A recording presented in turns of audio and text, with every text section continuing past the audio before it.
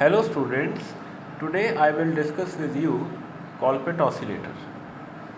So Colpit oscillator is a LC oscillator in which the tank circuit, it consists of two capacitors C1 and C2 and one inductor L.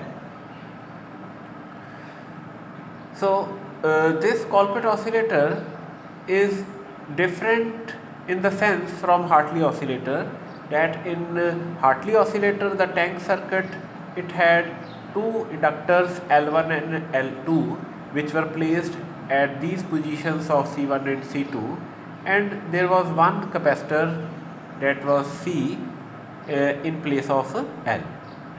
So this tank circuit, it is the frequency determining circuit, and it fixes the frequency of the output of oscillator.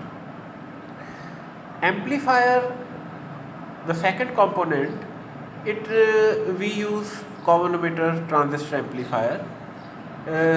This amplifier, it amplifies the signal so that it overcomes any losses which occur in the tank circuit, and also it introduces a phase shift of 180 degree between input and output voltage. The third component is the feedback network. As we know that in oscillators we require positive feedback, so here the mechanism is that in the circuit diagram you can see that the voltage across C1, it is fed back to the input of the amplifier, and the voltage across C2 is the output voltage which we obtain. Here point D is grounded, it is at zero potential. Therefore point A and point B, they have opposite polarity. Suppose point A is at positive potential, then point B will be at negative potential. Therefore voltage across C1 and C2 will be out of phase by 180 degree. So 180 degree phase difference is introduced between C1 and C2, and another 180 degree we get from the common emitter amplifier. So total phase difference of 360 degree is there, which means that positive feedback occurs in this amplifier. The biasing we require is voltage divider. We take voltage divider biasing circuit, in which these resistances R1, R2, Re and the power supply VCC, they are all used to fix the Q point.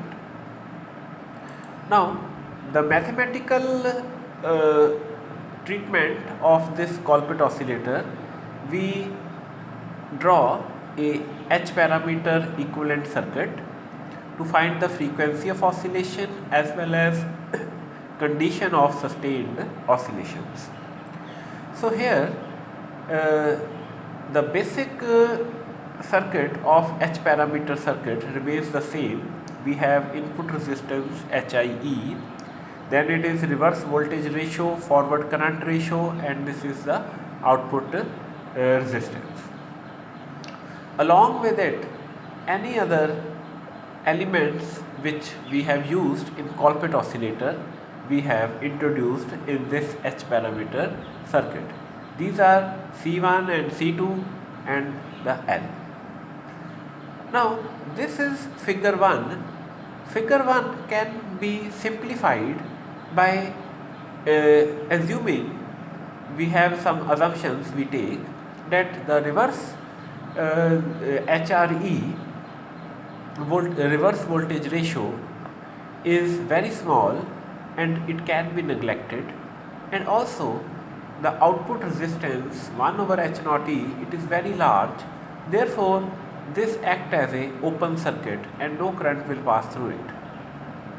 So by using these assumptions, figure 1, it reduces to figure 2. Here we see that 1 over H naught E, that path is not shown, and also this is HRE V0, it becomes a short circuit. And the resistance or impedances of C1, C2 and L, they are shown as Z1, Z2 and Z3. So you can notice that this figure 2 is almost same as that we have drawn for Hartley oscillator.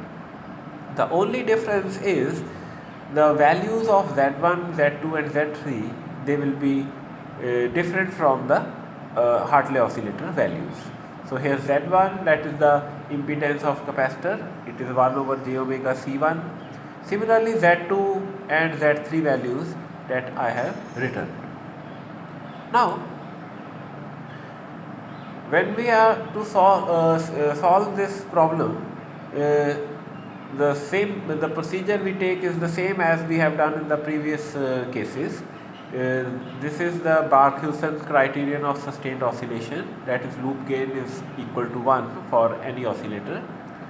So we have to find beta, feedback fraction and the current gain, and both the values which we will get, we will put in this equation 1 and we will get the desired results.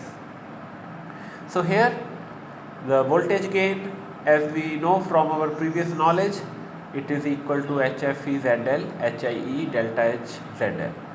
So here ZL, it is, as you can see from this figure 2, that HIE and Z1, they are parallel to each other, and their parallel combination, it is in series with Z3, and their series combination, that is Z double dash, it is parallel to Z2, and their parallel combination is equal to ZL.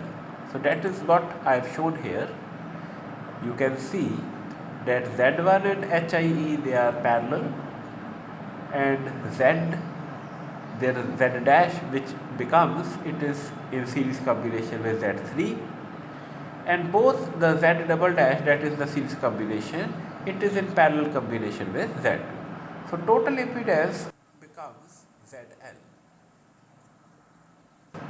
Now we put the value of ZL here, and the feedback fraction beta, that we know it is equal to the feedback voltage between A and D over total output voltage between B and D.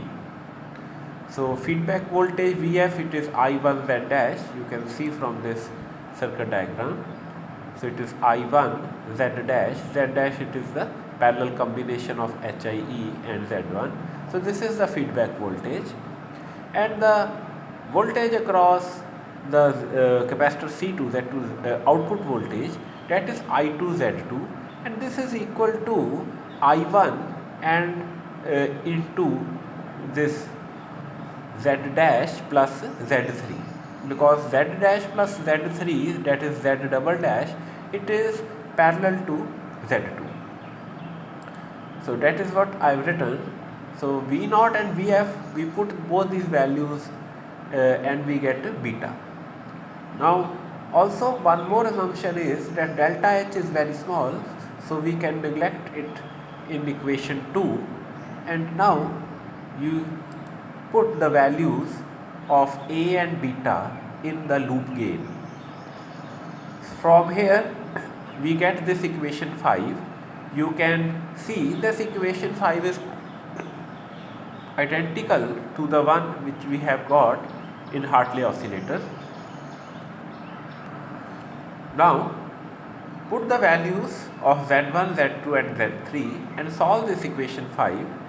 You just have to compare imaginary and real parts, and from that you will get the frequency of the output and also the condition of sustained oscillations.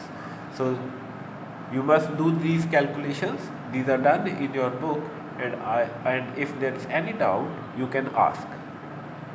Now there are some drawbacks of LC oscillators, because both Hartley tuned collector and Colpit, they all three, they come under the category of LC oscillators. So LC oscillators, they don't have frequency stability, That means it is very difficult to fix the frequency of the output, and also the elements we use, the components we use, they are bulky, big and expensive.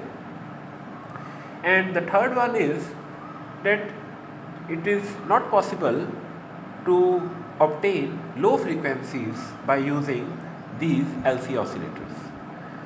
So in order to overcome these drawbacks, we use RC oscillators, I will discuss in the succeeding lectures.